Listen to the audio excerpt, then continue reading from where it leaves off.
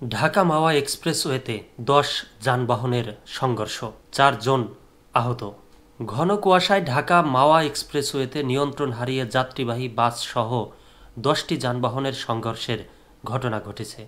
এতে ৪ জন আহত হয়েছেন, তবে আহতদের সংখ্যা আরও বাড়তে পারে।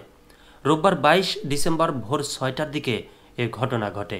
হাসারা হাইওয়ে থানার সহকারী উপপরিদর্শক সগির মিয়া বিষয়টি নিশ্চিত করেছেন। তিনি বলেন, আজ ভোর ৬টার দিকে এক্সপ্রেসওয়ের নিমতলা এলাকার কিছু দূর এই ঘটনা ঘটে। যানবাহনগুলো ঢাকা থেকে মাওয়ার দিকে যাচ্ছিল।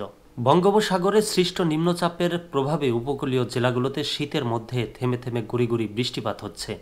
বিশেষ করে শুক্রবার রাত থেকে পটুয়াখালী, ভোলা, বরিশাল, খুলনা, সাতক্ষীরা, কয়রা, রামগতি, সন্দ্বীপ, হাতিয়া, মোংলা, যশোর, কুমিল্লা, চট্টগ্রাম, বাগেরহাট সহ উপকূলবর্তী এলাকায় বৃষ্টিপাতের সঙ্গে কনকনে ঠান্ডা ও ঘন কুয়াশায় জনজীবনে দুর্ভোগ নেমে এসেছে।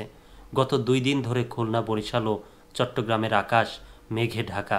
গতকাল বিকাল থেকে ঢাকার আকাশও মেঘাচ্ছন্ন হয়ে ওঠে।